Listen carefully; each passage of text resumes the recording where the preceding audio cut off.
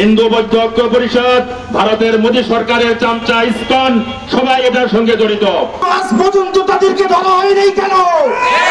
এই জবাব প্রশাসনকে দিতে হবে, এই জবাব সরকারকে দিতে হবে। যদি এই পর্যন্ত যে তারা ধরে নেই, আমরা কি ধরে নিব? এর সঙ্গে কি সরকার প্রশাসন জড়িত ছিল কিনা? আমরা আশাবাদী তাদেরকে অনতিবিলম্বে গ্রেফতার করে সর্বোচ্চ শাস্তি মৃত্যু দিতে হবে, দিতে হবে, দিতে হবে। যদি না দেওয়া হয়, আমাদের আমির যদি ঘোষণা করে আমরা কাফনের কাপড় মাথায় নিয়ে শহীদ হওয়ার নিয়তে, মৃত্যুকে বরণ করার নিয়তে রাজপথে নামবো ইনশাআল্লাহ। কারণ বর্তমান বাংলাদেশ সরকার হলো অবৈধ সরকার। কোন অবৈধ সরকারের কাছে আমি কোনো দাবি জানাতে চাই না, অবৈধ সরকারের কাছে দাবি জানিয়ে আমি তার বৈধতা দিতে চাই না। কারণ সরকারই অবৈধ, এই অবৈধ সরকারের অধীনে কোনো ভালো কাজ হতে পারে না। প্রিয় শিক্ষার্থী ভাইরা আমার, প্রিয় তৌহিদি জনতা, আমরা দাবি জানাচ্ছি এই অবৈধ সরকার অবিলম্বে ক্ষমতা থেকে নেমে যান, বাংলাদেশে শান্তির সুবাতাস বইবে ইনশাআল্লাহ।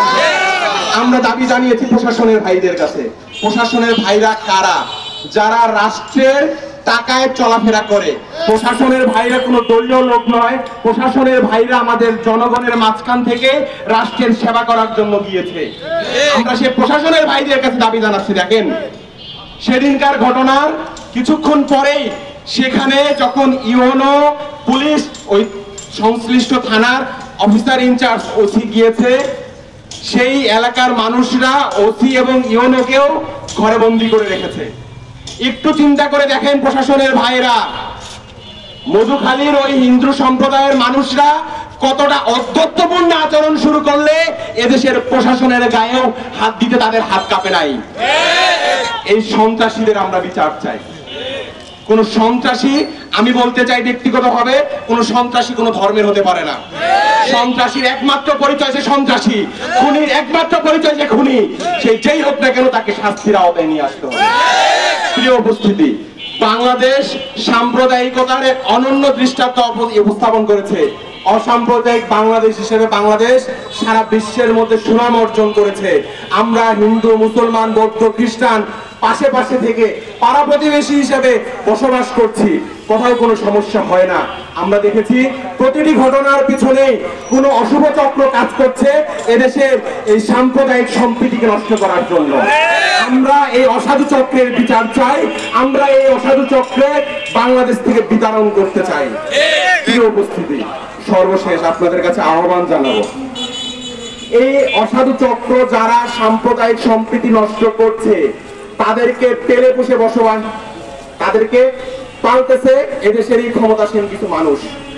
এই ঘটনা 15 দিন অতিবাহিত হওয়ার পর গত 2-4 দিন আগে ফরিদপুরের ডিসি মহোদয় বলেছেন এই পুরো ঘটনার পিছনে মূল হোতা হলো সেখানকার সংশ্লিষ্ট ইউনিয়নের চেয়ারম্যান।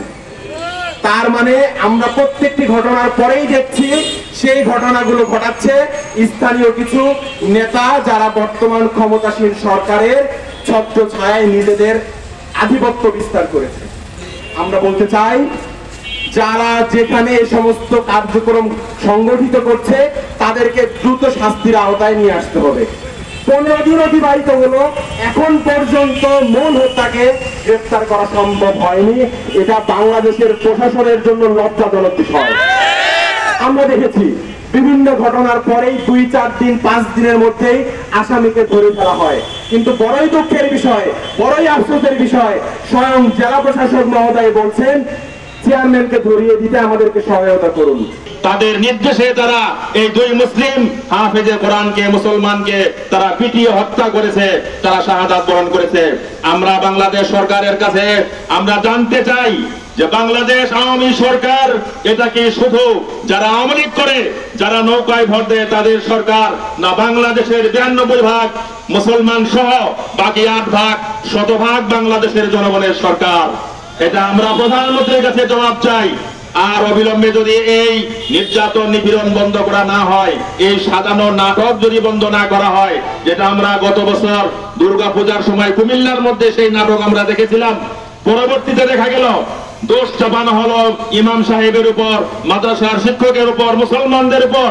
কুমিল্লার সেই ঘটনার তদন্ত বেরিয়ে আসলো, ফলের বিড়াল হলো হিন্দু সম্প্রদায়, হিন্দু বৌদ্ধ ঐক্য পরিষদ, তাদের ষড়যন্ত্রের অংশ ছিল সেখানের হামলা। আমরা ফরিদপুরের হামলা যে সরকারের ইশারা ইঙ্গিতে হয়নি, এটা আমরা কেউ মানতে রাজি না, ঠিক কিনা? এখানে সরকার, হিন্দু বৌদ্ধ ঐক্য পরিষদ, ভারতের মোদী সরকারের চামচা ইসকন সবাই এটার সঙ্গে জড়িত। অতএব আমরা ইসলামী আন্দোলন বাংলাদেশের পক্ষ থেকে আমরা জোর দাবি জানাচ্ছি, যদি 24 ঘন্টার মধ্যে দোষীদেরকে গ্রেফতার করে দৃষ্টান্তমূলক শাস্তি না দেওয়া হয়, তাহলে আমাদের মাননীয় আমিরুল মুজাহিদিন পীর সাহেব চরমোনাই আমাদেরকে যা কর্মসূচি দেবেন, প্রয়োজনে কাফনের কাপড় মাথায় বেঁধে শহীদ হওয়ার জন্য আমরা রাজপথে বেরিয়ে আসবো।